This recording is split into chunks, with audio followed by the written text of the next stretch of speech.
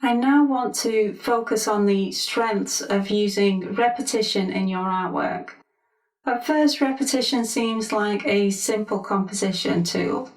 It involves duplication of at least one piece of subject matter. This doesn't seem complicated, especially in an age where we can use computers to copy and paste.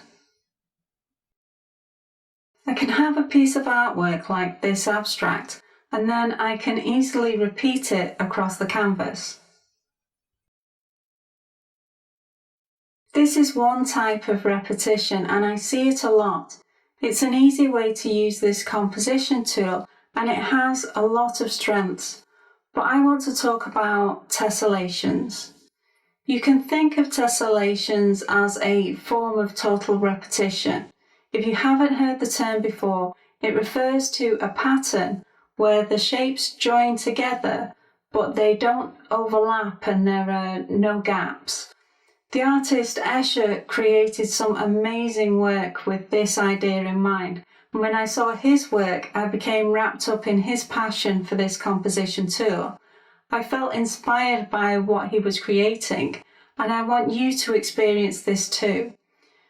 When it comes to tessellations, some shapes work better than others. The circle doesn't work for tessellations. So if you're working with a circle, you have no choice but to have some space around them.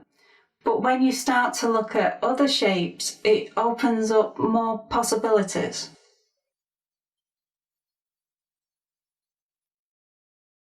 Squares are the most obvious shape to use when creating tessellations. If you're tiling a floor, squares and rectangles fit really well together. This is a rectangle canvas, and when I repeat this image, they will fit together.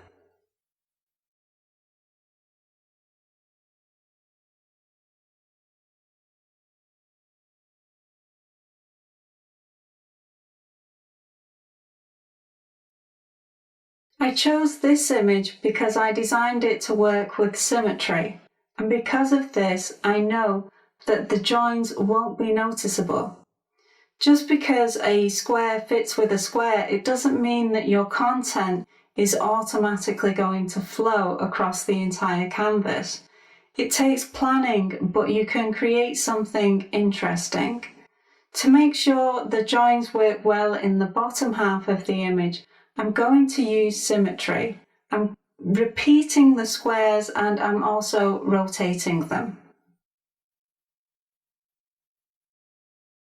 As you can see, squares and rectangles fit nicely together. Making sure the content fits together involves more planning. Triangles are also a shape that fit really well together, and I have this triangular image to experiment with. In this image, I've rotated the triangle and fitted them all together. These changes do affect the meaning of the piece. Upright, the figure in the volcano is an angry man, and the volcano represents his emotions. When he is on his side, he seems more relaxed. The volcano is lost in the design, and he could be seen as a baby in a womb-like structure. Whenever you make drastic changes to a composition, you need to think about what you're trying to say with the piece you're creating. You might not want to change your message.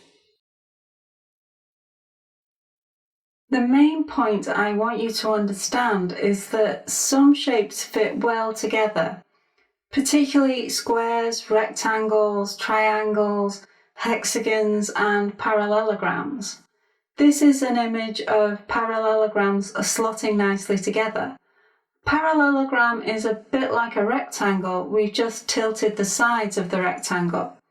This tells us something interesting. It tells us that if we have a shape that can tessellate, then it can be altered to create new shapes that will also tessellate. The shapes will fit together without overlapping or creating gaps. Let's examine this by looking at the rectangle and the parallelogram.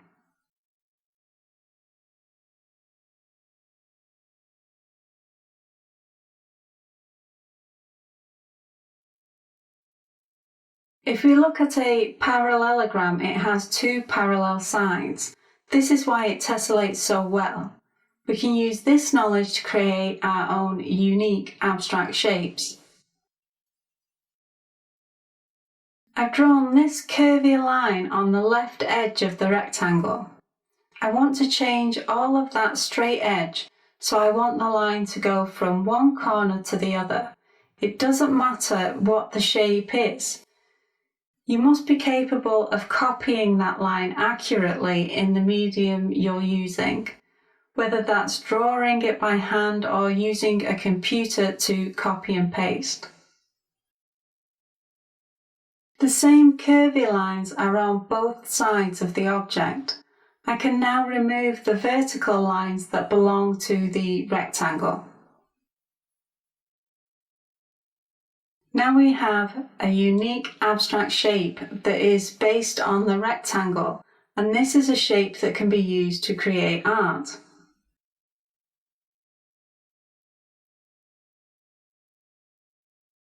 This abstract shape tessellates. It fits together with no gaps or overlapping. This makes the shape useful, but how do we use it? This stage in the process requires a lot of creativity and imagination. You've got to think about the shape and ask questions about what it reminds you of. What could it become? When I first looked at the shape, I couldn't immediately see anything there. In some pieces of work, Escher would use the figure, and this is a subject matter that I find very versatile. The shape of this object is far removed from the silhouette of a figure, but figures can adopt many interesting shapes, and they can be abstracted to fit any shape. I now have a figure that can be tessellated.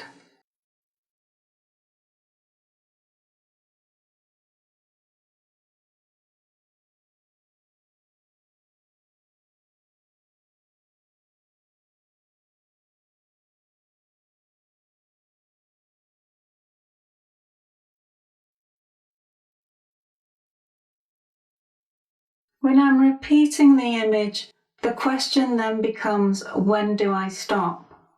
Escher says, the plane is arbitrarily bounded. It could be extended by choice and thus does not present a totality. We've come across the term plane before.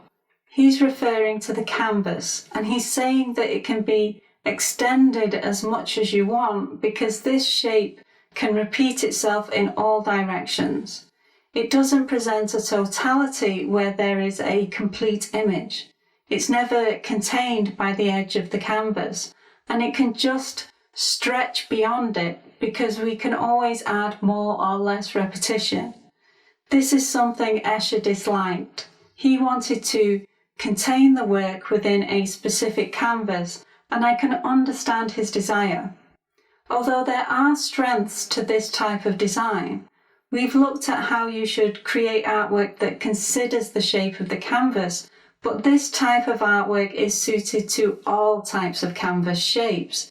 This type of design can fit to the strangest of shapes. If you want a design that's suited to a cup, a scarf, and a bag, then this type of design will work best because it can adapt to all three. However, for me personally, I understand the drive to create something that is suited to a single canvas.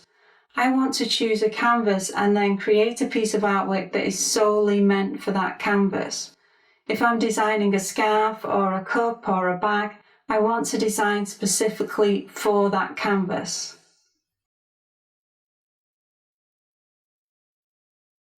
In order to make the piece unique to this format, I added a background. That background of sky and stars could almost be seen as a border that is shaped to the content.